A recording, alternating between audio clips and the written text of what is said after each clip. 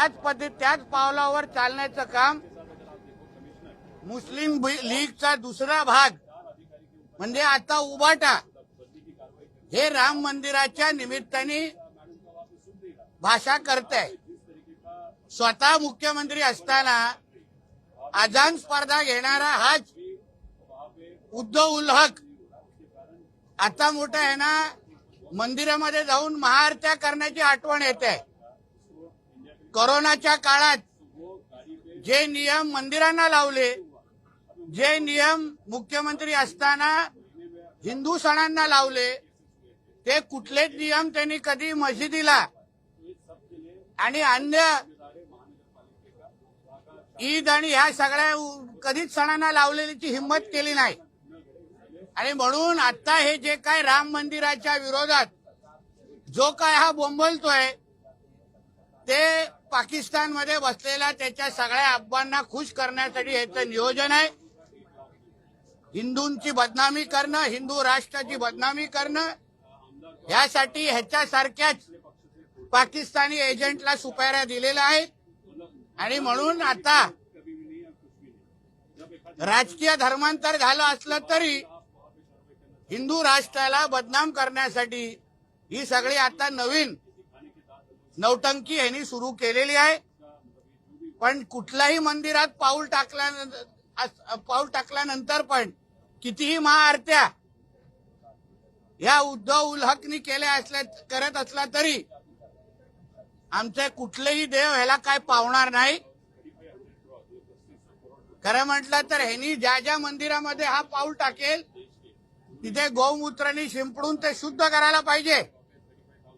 आणि म्हणून अशा पद्धतीच्या भारताविरोधात, हिंदू राष्ट्राच्या विरोधात हे जे काही पाकिस्तानी एजंट यांच्यासारखे वळवत आहेत, त्यांना वेळेत गप्प करण्याची भूमिका आपल्या सगळ्यांची, हिंदू समाजाची असलीच पाहिजे।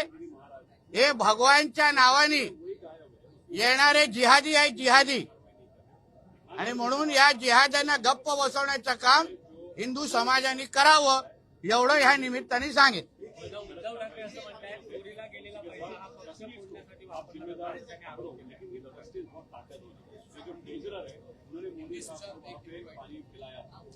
नाही, काही करणं अगोदर मला हे जरा सांगा, हे काय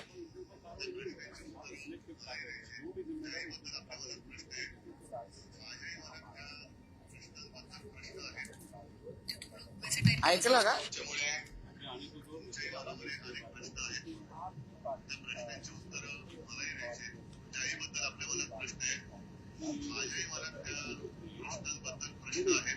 किती प्रश्न आहेत बघ याच्याकडे। हे असा वेड्याचा बाजार आहे। वेड्याच्या बाजाराचा प्रमुख त्याला उद्धव उल हक म्हणतात। आणि म्हणून हिंदू समाज अशा पद्धतीचे असंख्य इस्लामिक आक्रमण हे आतापर्यंत हाणून पडत आलेलं आहे।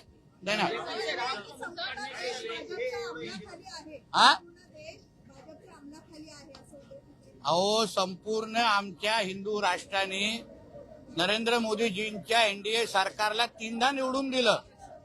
14ला तर ह्यांना पण निवडून दिलेलं उद्धवजींच्या बरोबर। म्हणून हे आता काय भारतीय जनता पक्षाच्या विरोधात बोलतात। उद्धवजींच्याच खासदारांना नरेंद्र मोदीजींच्या नेतृत्वात तेव्हा 14ला निवडून, तेव्हा यांना या सगळ्या गोष्टी वाटल्या नाहीत। तेव्हा हे लोक फटाके फोडायचे तेव्हा।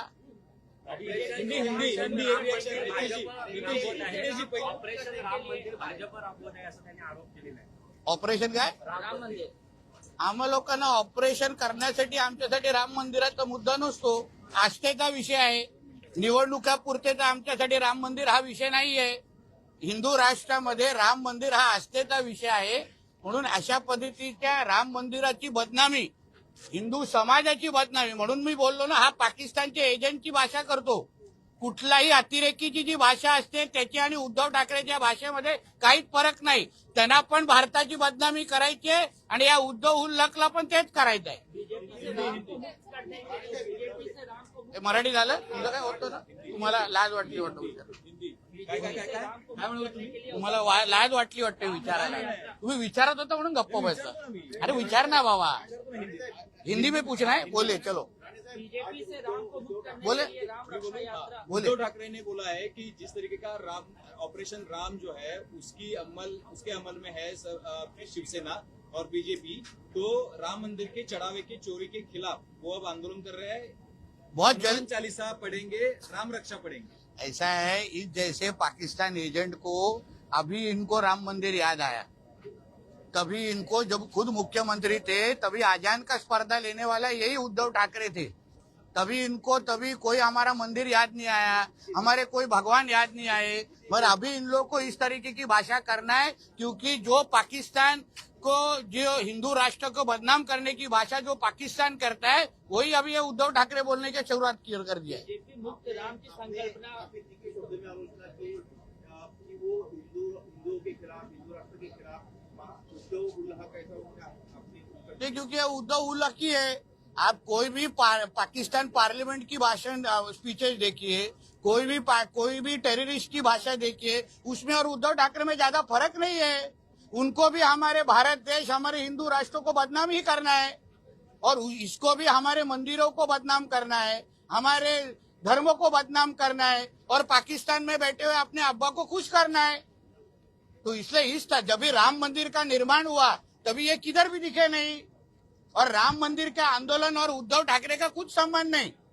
तभी वो कैमरा साफ करते थे मातोश्री में बैठ के, बाला साहब ठाकरे जी और सब भारतीय जनता पक्ष, राष्ट्रीय स्वयं संघ, ये लोग सब में साथ में आके तभी उन्होंने आंदोलन किया। उसका और उद्धव ठाकरे का कुछ संबंध नहीं है। आपने कहा अभी मंदिर में जाने से कोई फायदा नहीं होगा और जहाँ जाएंगे वहाँ गोमूत्र से साफ करेंगे। क्योंकि इस तरीके का बहरूपिया, इस तरीके का ढोंगी आदमी अगर हमारा धर्म भ्रष्ट करने के लिए अगर हमारे पवित्र मंदिरों में कदम रखेगा तो उसको साफ करना ही चाहिए ना, गौमूत्र के साथ पवित्र करना चाहिए। बीजेपी मुक्त राम की बात कर रहे हैं हाँ? उद्धव ठाकरे, बीजेपी मुक्त राम की बात कर रहे हैं। बीजेपी से राम को मुक्त करने की बात उद्धव ठाकरे देखिए, भारतीय जनता पार्टी, ये सब पार्टियों के होने के पहले हम एक हिंदू है।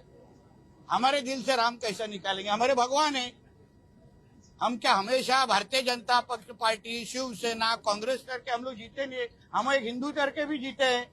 तो हमारे दिल से कैसा राम निकालेंगे? जैसे उनके दिल से अल्लाह निकाल पाएंगे क्या? अभी सेम है।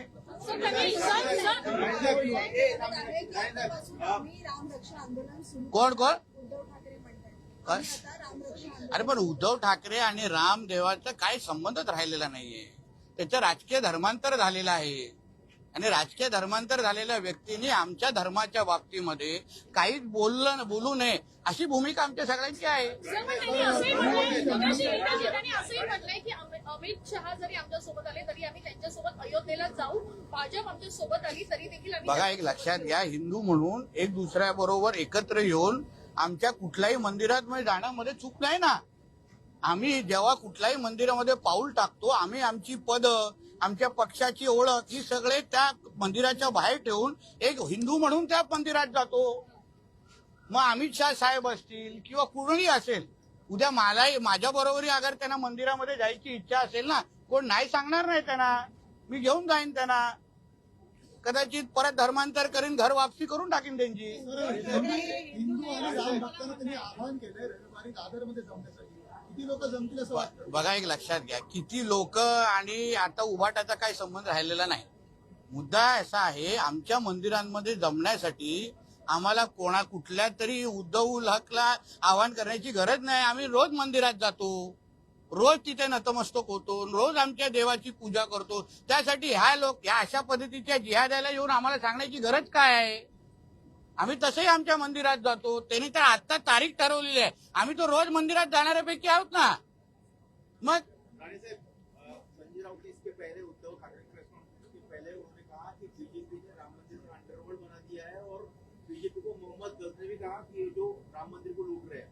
देखिए, ऐसा है, उनके जो कुछ अभी हमारे संजय राजाराम राउत जो बोलते हैं ना, उसको कोई सीरियसली लेता नहीं है. ऐसा है, इसलिए उन्होंने कुछ भी भारतीय जनता पार्टी के बारे में बोला, वो अपना सामना से पगार चालू रहना चाहिए इसके लिए बोलते हैं. तो अभी ये उम्र में उनका पगार चालू रहे, बाद में पेंशन भी मिले, ऐसे मेरा उनकी शुभकामनाएं। ये भी कह रहे हैं कि पावर का गलत इस्तेमाल हो रहा है और जिस तरीके से बृजभूषण सिंह और वीरेंद्र शास्त्री हैं वो भी बोलने से डरते हुए नजर आ रहे हैं। पावर का गलत इस्तेमाल 14 से 19 तक नहीं हो रहा था क्या?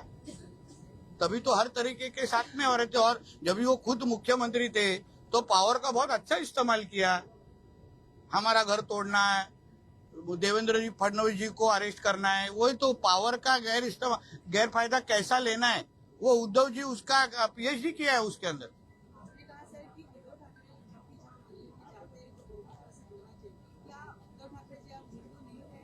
वो तो उनके हरकतों से ही लग रहा है ना।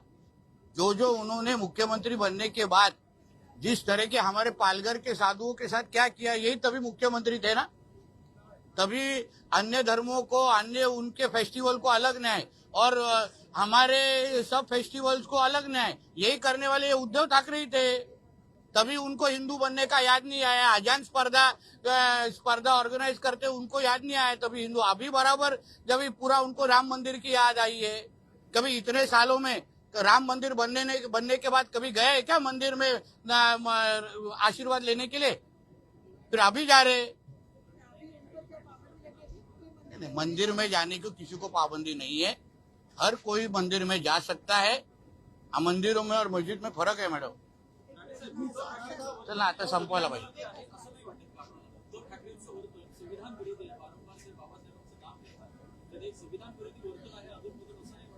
त्यांच्या वर्तनाकडे मी जास्त लक्ष देत नाही।